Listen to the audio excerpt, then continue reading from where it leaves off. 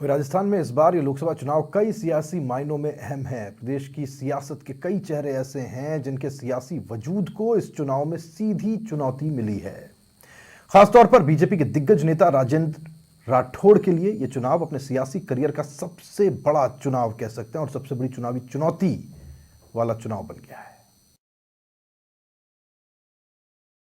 लोकसभा चुनाव 2024 का रण, कद्दावर नेताओं की चुनाव में सियासी परीक्षा, राजेंद्र राठौड़ के लिए सियासी वजूद का बना चुनाव। आखिर क्यों फंसे सियासत के शार्प शूटर? चूरू में राठौड़ बनाम कसवा हुआ चुनाव। राठौड़ लोकसभा प्रत्याशी नहीं, फिर भी प्रतिष्ठा का चुनाव।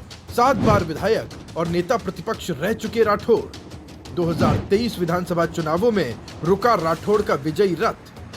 बीजेपी के रणनीतिकारों में होती है राठौड़ की गिनती।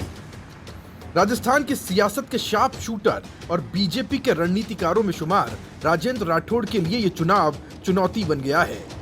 न सरकार के मुखिया हैं, न संगठन के मुखिया हैं और न ही लोकसभा प्रत्याशी हैं। इसके बावजूद लोकसभा चुनाव में राठौड़ सबसे ज्यादा सुर्खियों में रहे।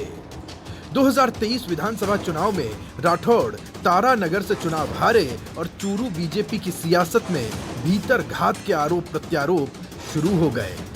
राठौड़ के समर्थकों ने सीधे तौर पर मौजूदा सांसद राहुल कसवा पर राठौड़ को चुनाव हराने का आरोप जड़ दिया और बात जयचंद से शुरू हुई और लोकसभा चुनाव आते आते सामंत तक पहुंच गई। सियासी समीकरण ऐसे बदले कि 2 बार के सांसद राहुल कसवा का टिकट काटकर देवेंद्र झाझड़िया को प्रत्याशी बनाया गया तो कसवा ने भगवा चोला उतारकर कांग्रेस का हाथ थाम लिया। चूरू की सियासत में कसवा और राठौड़ को राम लक्ष्मण की जोड़ी के तौर पर जाना जाता था। पिछले 35 साल की सियासत में दोनों ही नेताओं का दबदबा था, लेकिन जैसे ही राठौड़ का विजयी रथ रुका तो ये राम लक्ष्मण की जोड़ी भी टूट गई और फिर दोनों ही नेताओं के लिए ये चुनाव वजूद का चुनाव बन गया। आज लोकसभा चुनाव का प्रचार का अंतिम दिन है। लगभग 2 घंटे के पश्चात प्रचार थम जाएगा। भारतीय जनता पार्टी अब की बार 400 पार और मिशन 25 को पूरा करेगी।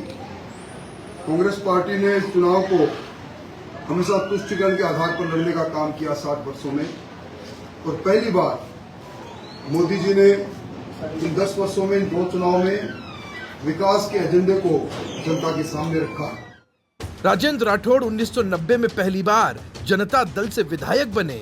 1993 में पहली बार बीजेपी के सिंबल पर चुनाव जीता और ये जीत का सिलसिला लगातार 7 बार रहा।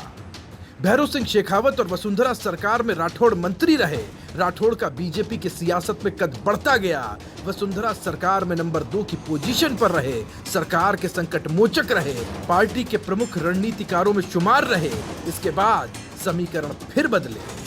राठौड़ और वसुंधरा के बीच अदावत शुरू हुई। 2013 से 18 के कार्यकाल के दौरान दोनों के बीच अनबन की खबरें सामने आईं। इसके बावजूद राजेंद्र राठौड़ ने कभी धैर्य नहीं खोया। बदलते सियासी समीकरणों के साथ राजेंद्र राठौड़ संगठन के सुर में सुर मिलाने लगे और वसुंधरा राजे के गुट से पूरे तरीके से दूरी बनाई। विधानसभा चुनाव आते आते राजेंद्र राठौड़ नेता प्रतिपक्ष चुने गए।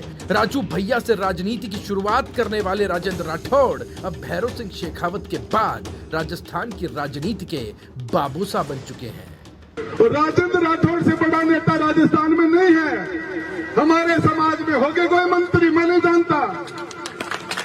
राजस्थान समाज सरकार में कौन मंत्री है, कौन दिल्ली में मंत्री है, आपको बताना वहां जाने का मन ही नहीं करता, उधर पांव ही नहीं पड़ता और जब मन करता राठौड़ साहब के पास चले जाते हैं।